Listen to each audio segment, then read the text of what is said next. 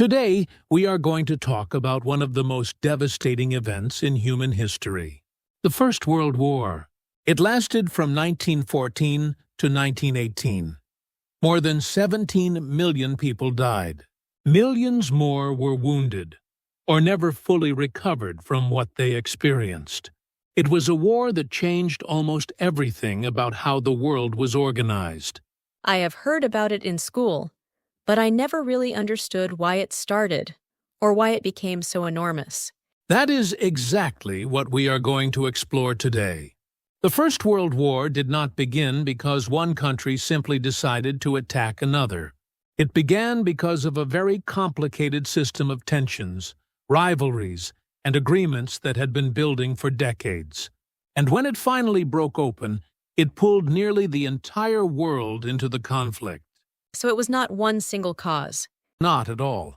There were many causes: imperial competition, nationalist movements, military alliances, and a great deal of miscalculation by leaders who thought any war would be short and manageable. They were terribly wrong, and the consequences shaped the entire 20th century. Let us begin at the moment it all started. So where does the story begin? It begins on June 28, 1914, in a city called Sarajevo, in a region called Bosnia. A young man named Gavrilo Princip shot and killed Archduke Franz Ferdinand, the heir to the throne of the Austro-Hungarian Empire, and his wife, Sophie. One person was killed, and that started a world war? It sounds almost impossible, but yes. To understand why, you need to understand the situation in Europe at that time. The major powers of Europe had divided themselves into two large alliance systems. On one side was the Triple Alliance, which included Germany, Austria, Hungary, and Italy. On the other side was the Triple Entente, which included France, Russia, and Britain. Every country was connected to others through promises of mutual defense. So if one country went to war, others were pulled in automatically. Exactly. It was like a row of dominoes. Austria-Hungary blamed Serbia for the assassination and issued a very harsh set of demands. Serbia did not fully agree, so Austria-Hungary declared war on Serbia. Russia, which saw itself as a protector of Slavic peoples, began to mobilize its army. Germany then declared war on Russia. France was allied with Russia, so Germany declared war on France too. And when Germany invaded Belgium to reach France quickly, Britain declared war on Germany. All of that happened because of one assassination. In just a few weeks, yes. The alliance system turned a regional conflict into a continental war almost instantly. And there was another factor that made things worse. Military planners in each country had prepared very detailed war plans years in advance. Germany had a plan called the Schlieffen Plan. It assumed that any war would be short, perhaps just a few months, and that Germany could defeat France quickly before turning to fight Russia. And that plan did not work? It failed completely. But at the beginning, nobody knew that.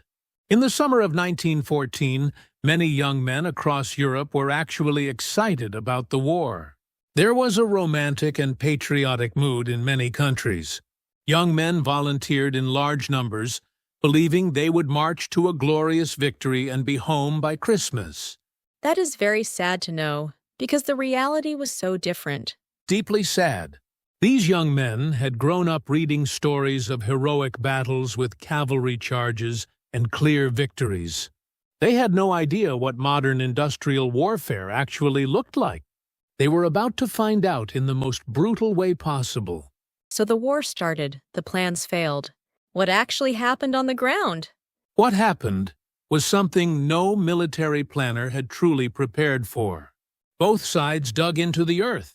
When armies could not advance, they stopped moving and started digging.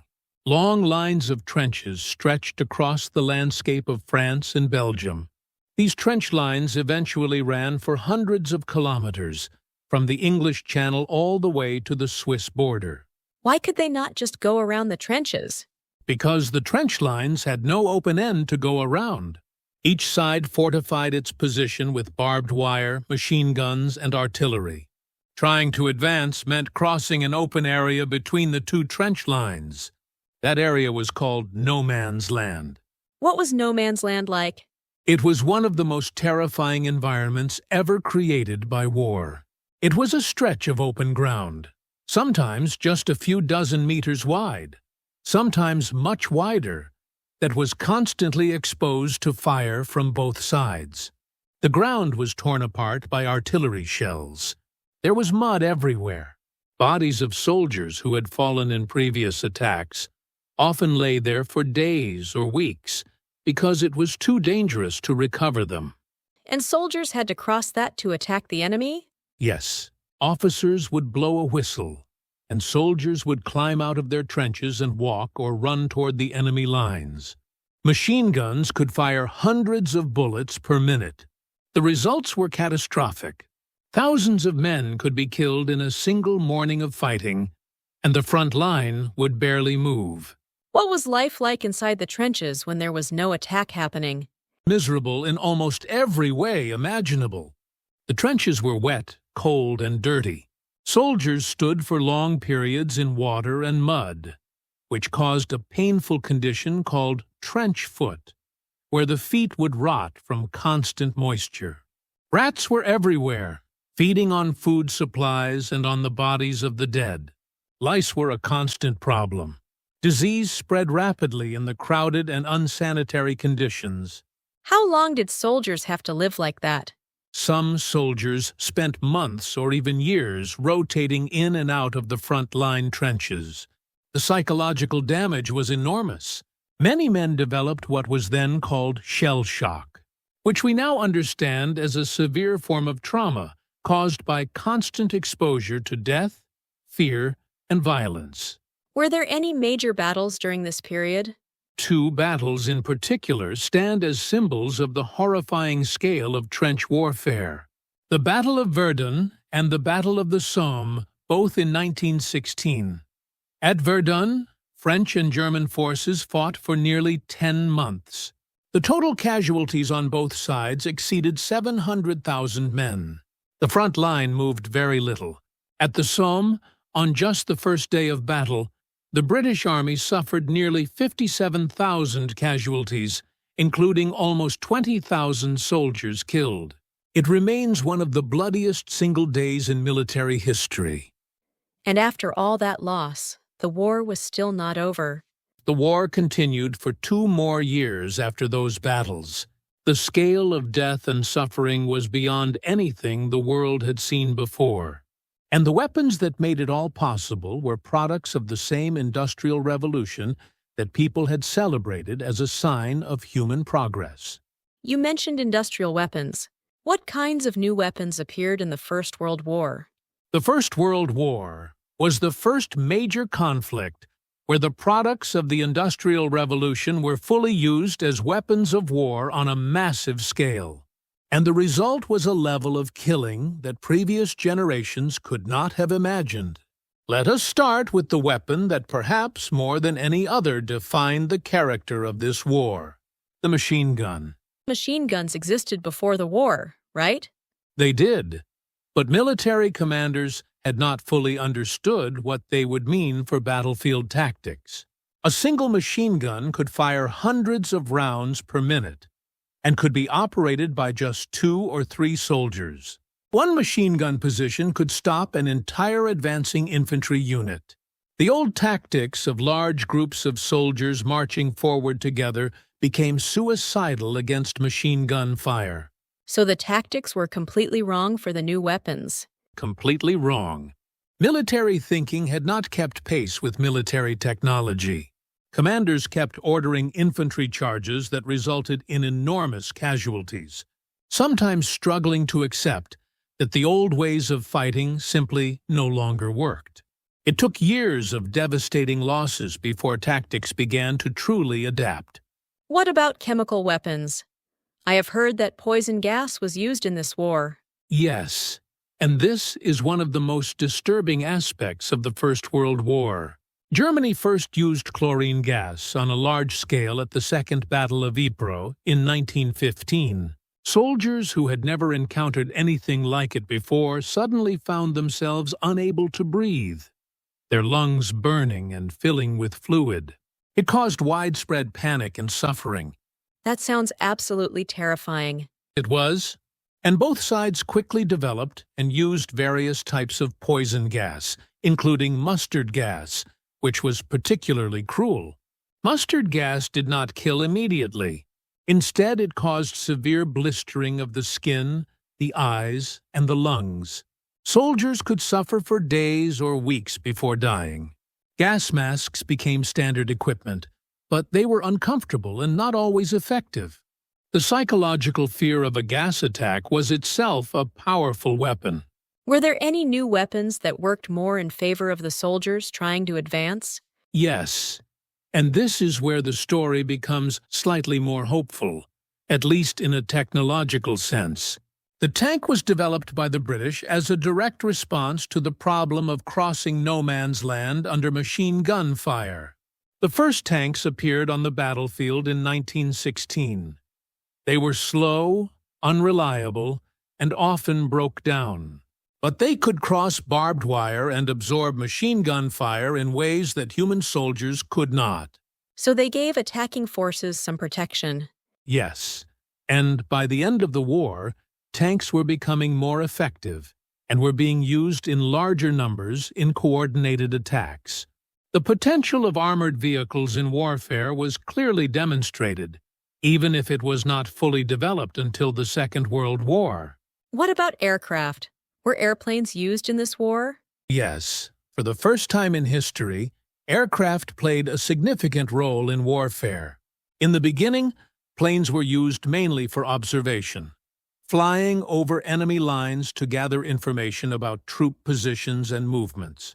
But very quickly, pilots began shooting at each other, and dedicated fighter aircraft were developed.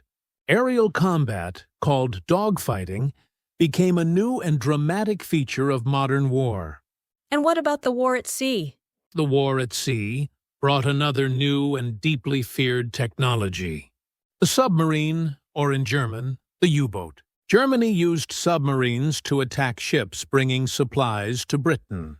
In 1915, a German submarine sank a large passenger ship called the Lusitania, killing nearly 200 people, including many civilians.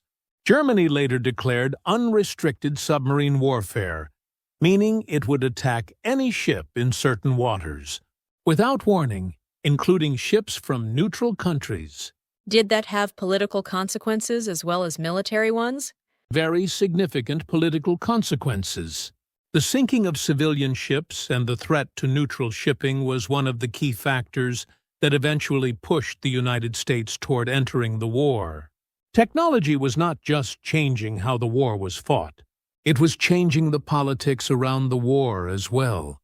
So the war was changing technology and politics. But what was happening to ordinary people back home, away from the front lines? This is a crucial part of the story that is sometimes overlooked. The First World War was not just a war between armies. It became what historians call a total war.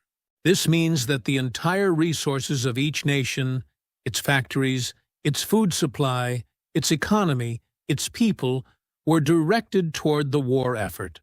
The distinction between the military front and the civilian home front almost disappeared. How did that affect ordinary families?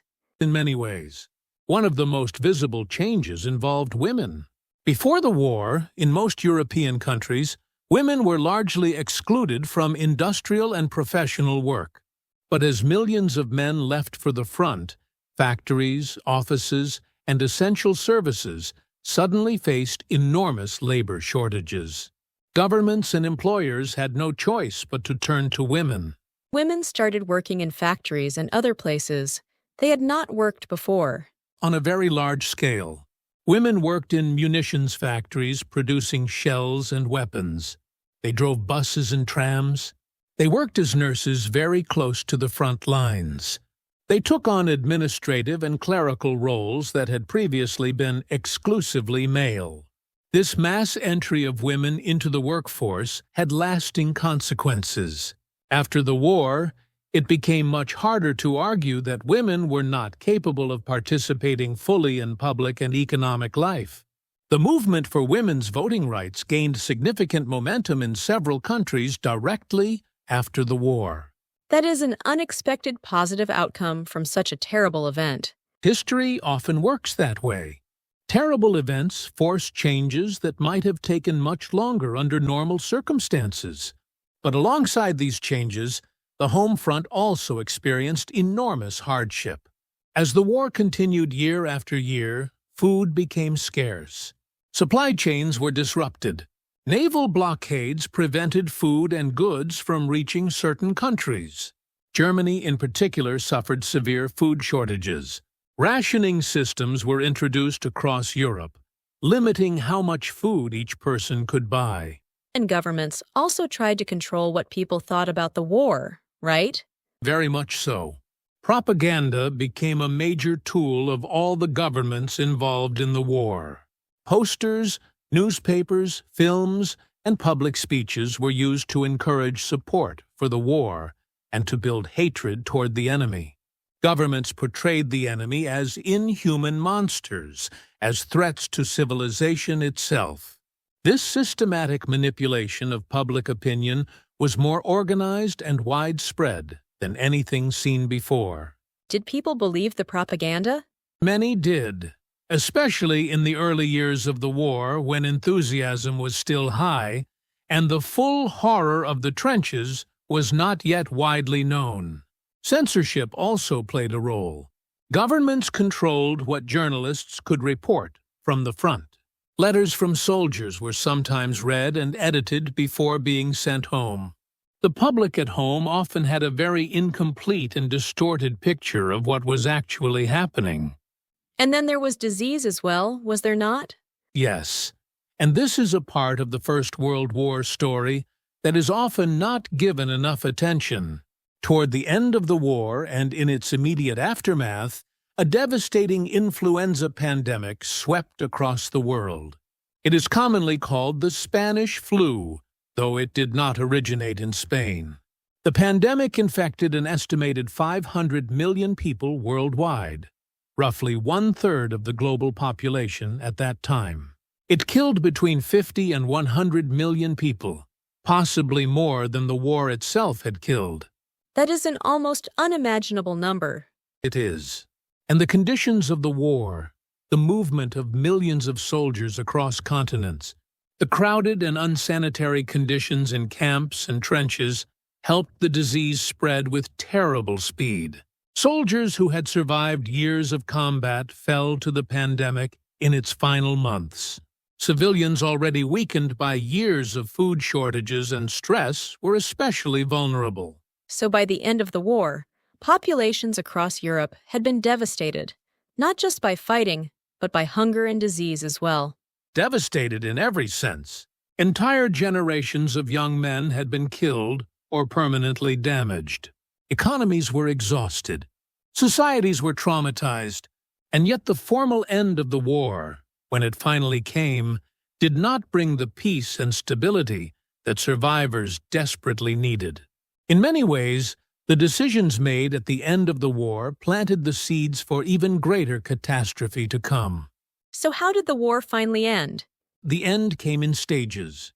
By 1917, the war had been going on for 3 years with no clear resolution. Both sides were exhausted. But 2 major events in 1917 changed the balance significantly. First, Russia collapsed.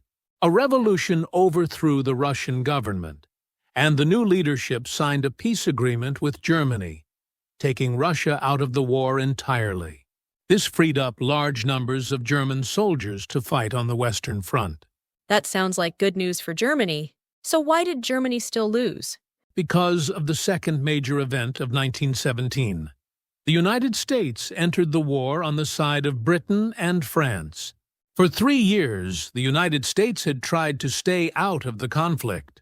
But German submarine attacks on ships, including American vessels, and a diplomatic incident involving Germany. Secretly encouraging Mexico to attack the United States made it impossible for the American government to stay neutral any longer. And American involvement made a big difference. An enormous difference.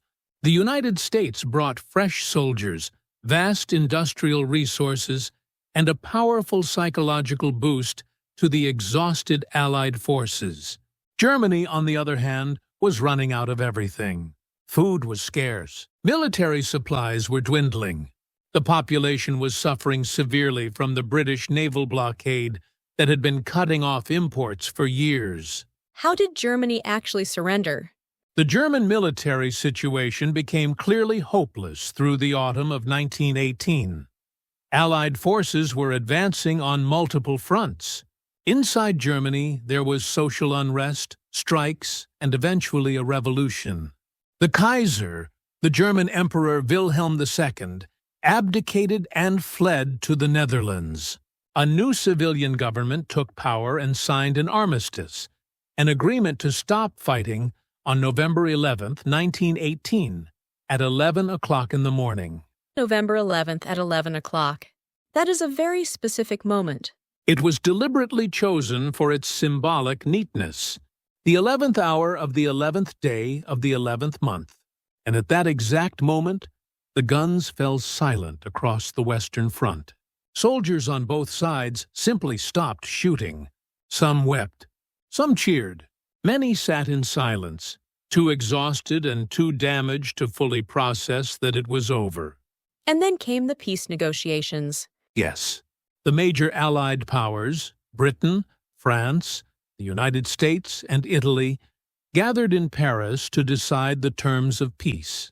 The result was a series of treaties, the most important of which was the Treaty of Versailles, signed in June 1919. And this is where the story becomes very complicated, because the peace that was made contained the seeds of the next catastrophe. What do you mean? The Treaty of Versailles treated Germany very harshly. Germany was forced to accept full responsibility for causing the war. This is called the War Guilt Clause. Germany had to pay enormous financial reparations to the Allied countries, sums so large that they crippled the German economy for years. Germany lost significant territories. Its military was severely limited in size. The German people felt deeply humiliated and betrayed. But did Germany not start the war? Was it not responsible? That question is actually much more complicated than the treaty suggested. Historians have debated for over a century about the true causes of the First World War. Most conclude that responsibility was shared among several countries, not solely Germany. But the treaty assigned all blame to Germany alone. For many Germans, this felt profoundly unjust. And that sense of injustice, combined with economic collapse and national humiliation, created exactly the conditions in which extreme political movements could grow. Are you suggesting that the Treaty of Versailles helped lead to the Second World War? Many historians argue exactly that. A man named John Maynard Keynes, a British economist who attended the Paris Peace Conference, predicted almost immediately that the harsh terms of the treaty would lead to future conflict. He was right. Adolf Hitler rose to power in Germany in the 1930s largely by exploiting German anger about the Treaty of Versailles. The Second World War began just 20 years after the First World War ended. What happened to the other empires that were involved in the war? This is another enormously important consequence of the war. The war effectively destroyed four major empires: the German Empire, the Austro-Hungarian Empire, the Russian Empire, and the Ottoman Empire all collapsed as a result of the war. In their place, many new nations were created, often with borders drawn by the victorious Allied powers in ways that did not always reflect the actual ethnic, cultural, or historical realities on the ground. New countries appeared on the map. Many new countries, Poland, Czechoslovakia, Yugoslavia, and others emerged from the wreckage of the Austro-Hungarian Empire. The Ottoman Empire, which had controlled much of the Middle East for centuries, was dismantled. Britain and France divided much of the Middle East between themselves, drawing borders that are still sources of conflict today. The map of the world was fundamentally redrawn, often in ways that created new tensions rather than resolving old ones. So the end of the war did not really bring stability. Far from it. The period between the two world wars was filled with economic crises, political instability, rising nationalism, and growing violence. The First World War had destroyed the old order without successfully creating a new and stable one in its place. The suffering of those 4 years did not purchase a lasting peace. It purchased only a temporary pause before an even larger catastrophe. After everything we have discussed, how should we think about the First World War today? I think we should think about it with great honesty and great humility. It was a war that nobody truly wanted in the form it took, but that almost everybody helped to create through pride, miscalculation, and an unwillingness to step back from the edge. Leaders made decisions that sent millions of young men to die in mud and wire, often for very small gains. It seems like so much of it could have been avoided. That is one of the most painful lessons of the First World War. The systems that were supposed to provide security, the alliance networks, the military plans, the nationalist movements, actually made the situation far more dangerous rather than safer. When the crisis came, those systems accelerated toward war rather than pulling back from it. What can we learn from that today? We can learn that the structures nations build in times of tension matter enormously. Alliances, arms races, and nationalist rhetoric can feel like strength, but they can also become traps that are very difficult to escape once a crisis begins. The leaders of 1914 did not intend to start a war that would kill 17 million people, but their choices, made over many years, made exactly that outcome possible. And the peace they made at the end was also a failure in many ways. Yes, making peace is at least as difficult as fighting a war, perhaps more so. A peace built on humiliation and injustice is not really a peace at all.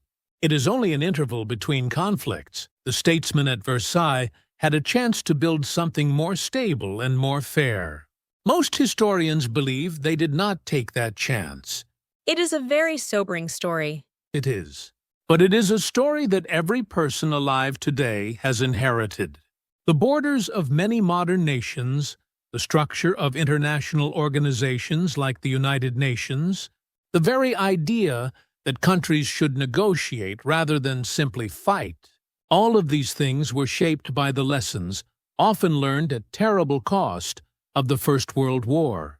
Understanding that war is not just a matter of history, it is a matter of understanding how the world we live in came to be, and what we must do to keep it from repeating itself. Thank you for joining us today.